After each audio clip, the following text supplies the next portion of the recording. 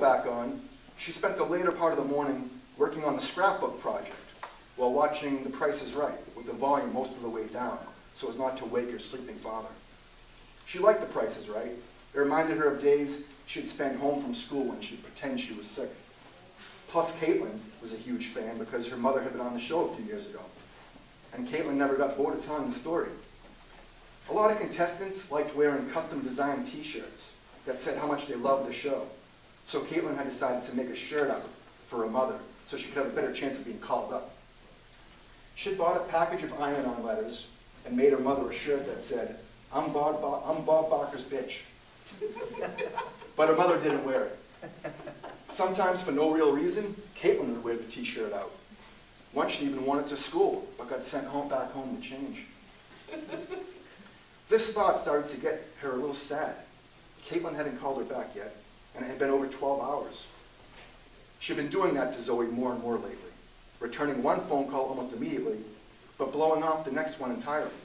A year ago, that never would have happened. They'd call each other 10 times a day, 15 times, back and forth, for every and any stupid reason. Do you like cheesecake? Caitlin would say. Oh my God, I love cheesecake. Right now, at this very moment, I'm eating New York-style cheesecake with a pecan crumb crust that rides on the waterfront. You would so die. Yum, Zoe said. Okay, call me later. Those phone calls didn't happen anymore. Not often, at least. Nowadays, phone calls were relegated to making concrete plans. Hardly ever just to kill time or tell stories. And certainly never to just say you were having the best cheesecake in the civilized world. Maybe that was just part of life. Zoe's mother had friends, but none so close as that. None that she called a dozen times a day. The cold hard fact was, maybe 8th grade friendships were a unique breed with a limited shelf life. Come high school, boys came into the picture, after-school jobs, and close friendships became watered down as larger social groups became the fashion. Kids got driver's licenses and could venture out, go to Yogurt Land with 10 or 12 others and take up 2 booths for the night, or meet up at Fleet Quarry to drink and swim. Caitlin had made the transition, apparently, in one smooth, undetectable motion, while Zoe was left to play catch-up, wondering what had happened, wondering where the nights of sitting in Caitlin's basement TV room on a Friday night, while they painted their toenails and watched High School Musical for the 10th time, just the two of them, giggling and eating ridiculous ice cream sundaes, dumping everything in the kitchen on them, M&Ms, Lucky Charms, Nestle chocolate chip morsels, birthday cake icing, trying not to make each other laugh because they had stomach aches, then laughing and making everything worse when Caitlin let out a chirping fart out. Zoe, hunched over the scrapbook, allowed a sad smile to tug at the corner of her mouth. She missed Caitlin's farts. That's enough. Thank you. Thank you. I'm talking all day and then I get to read 20 minutes straight. Thanks for listening. As always, writers love forcing a captive audience to listen to what they have to say and what they wrote, so I appreciate that. It doesn't happen a lot. If anyone has a question or two, you can maybe take a couple questions. Monica, question? Mike. I'm always intrigued when reading fiction. Obviously, the author has a point of view. Sometimes it's clearly very personal. Sometimes they have to take on another character that maybe is completely outside of their own experience. And I'm just wondering your take on that. You know, when you, especially how you try to get inside the mind of a personality that maybe you either have no previous knowledge of, or even perhaps detect. Yeah, good question. I mean, Zoe's a 15-year-old girl. You know, I don't have. Thank you. I don't have. You know, I mean, I teach 8th grade, so I see a lot of them coming through every year. But I don't have a real strong personal connection to that. But I think, and it's almost like a cliche that writers, when they're young and beginning, they tend to write very autobiographical stuff. Even if it's fiction, it's very close to them. And I did that. A lot of my younger writing had main characters who were basically versions of myself. You know, when I was 25, my characters were 25-year-old guys. When I was 32, my characters were early 30s guys. You know, there's always like some sort of not that far from, not a character not that different from myself. I guess that started to change. First of all, you kind of get sick of writing characters like that. You want to explore different things. But I remember wanting to write about my father a little bit, his upbringing. You know, he kind of had a fractured family and a difficult childhood, and you know, the kids got split up and were in different different houses, aunts and neighbors, and you know, he didn't have the easiest upbringing. And I kind of wanted to write about that. And at first, I was thinking I would research it and write a little nonfiction piece, but then I got lazy, and that started to feel like way too much work.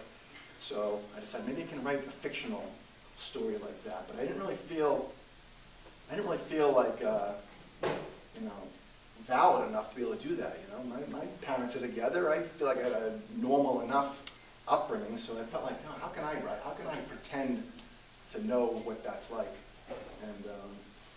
And one of the things was my teacher at the time at UMass Lowell, Andre DeBuse III, is going to be here in 2 weeks.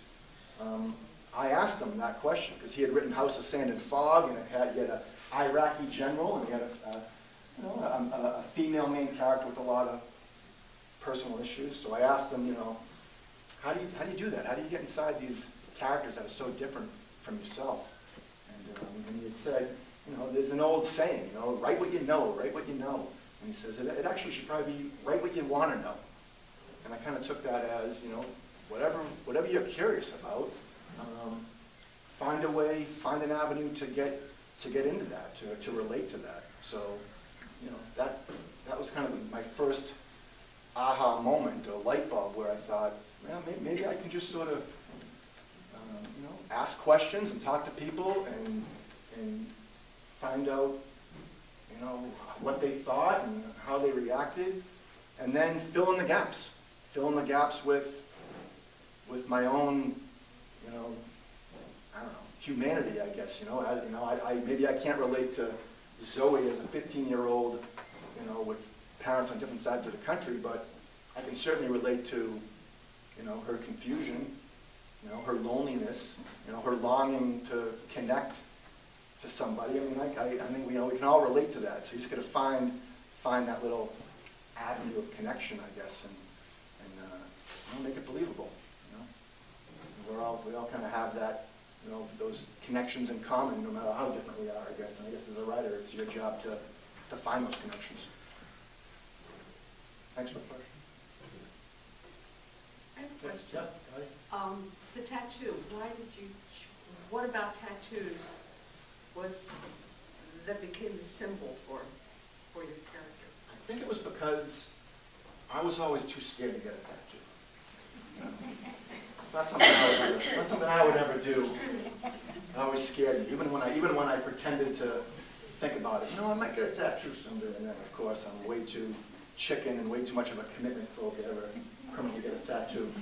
So I get a fake one instead. But I've always kind of been fascinated by people that do, by people that make these decisions to permanently, you know, ink themselves and carry that logo around with them forever. So I've been kind of fascinated with that. And in the first draft of this novel, AJ, the father, didn't have a point of view at all. Those little mini chapters weren't in there at all. And my thesis mentor at University of New Orleans, Amanda Boyden, when she read it, she thought, this sort of needs something. I don't think this can just be Zoe the 15-year-old story. I think we need another point of view. I don't know if we know enough about AJ. AJ, the father, is just this, you know, he's just sort of a jerk to her. You know, we don't really know, I mean, why? Why is he such a jerk?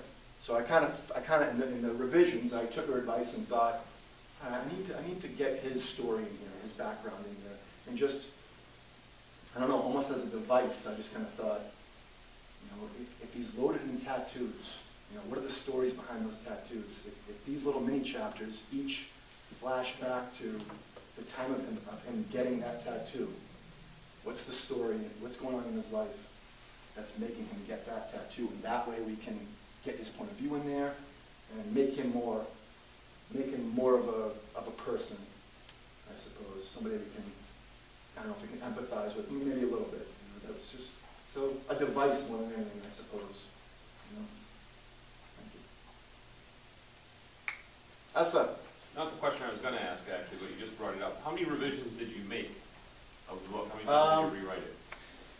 How many revisions? I wrote a first draft over about a 2-year period, and then I let it sit for maybe even close to a year. Just kind of, you know, after 2 years, you're completely sick of it. So I think I let it sit for a year or so. And then I've probably done 3 or 4 since then. I did a couple on my own.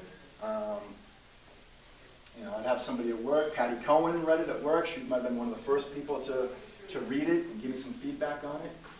And then about a year ago, I was trying to get it ready for a contest, the Amazon Breakthrough Writers Contest. And I had my wife Christine read it, and she gave me this thorough revision. And I did one more draft of it there. You know, so it's probably had 5 drafts probably. It's a, you know, it seems like a lot, but you know, it's something that you enjoy and you're passionate about, and you want to get it right. And that's kind of what writing is. You know, nobody sits down and bangs out their draft and then checks it for spelling mistakes, you know, and then it's done. You know, I try to tell my students that here and at the college level that you got to do that. You know, no one gets it right the first time. It's a process, and it can be a tedious process. And sometimes you want to throw it in the trash, but you got to kind of fight through that a little bit, I guess. It's a lot, too many. That was the last time I'm ever going to read it. I'm done with it. Are you working on another book? No, nothing long. I finished a short story a few weeks ago. I wrote a story in the spring or over the summer. So just kind of dabbling with short stories whenever you So what's good about a short story is, you know, it's not a big commitment. You know, you get an idea, you work on it for a couple of weeks. If you get sick of it and abandon it, there's no huge commitment loss there. And then eventually I'll start trying to think up something for a longer project, but maybe next year. I got a couple vague ideas, but who knows? You gotta find out how those different ideas connect into one fluid piece. So short stories right now, they're fun. Easy to chew morsels, you know. I've had authors who tell me they think short stories are the hardest thing to write. Yeah. Because they have to be so precise. Yeah, and you're trying to tell an entire story in a few pages, and that includes whatever background information they need, enough to care about the character. Yeah, they're not easy, and I don't write short ones. You know, I don't write short ones. I have a hard time. You go to submit something to literary magazines and 5,000 word limit, 7,000 word limit. I have a hard time with that. My stories are long, especially since I've been out of the MFA program. You know, when they force you to cut. So without that discipline, my drafts are always long. That story I wrote a couple weeks ago, and it ended up running like 25 pages. That first draft, and that's too long. You're gonna have a hard time publishing a 25-page short story. That's twice as long as it should be. So yeah, it's not easy. It's not easy. It's actually easier to write a novel. You can take all the meandering time you want to tell your story and, you know, cut it down later. It's probably why I don't write poetry. It's even harder, you know. How do you say something significant and relevant, you know, in as few possible words? You know, and those poets painstakingly cut words out. You know, that's probably why I'd never be able to do that. I admire people that can. Good question. Hi, Lee. Sean, I'm very impressed to see a lot of young writers in the room supporting your talk here tonight. And what words of advice do you give the young writers in the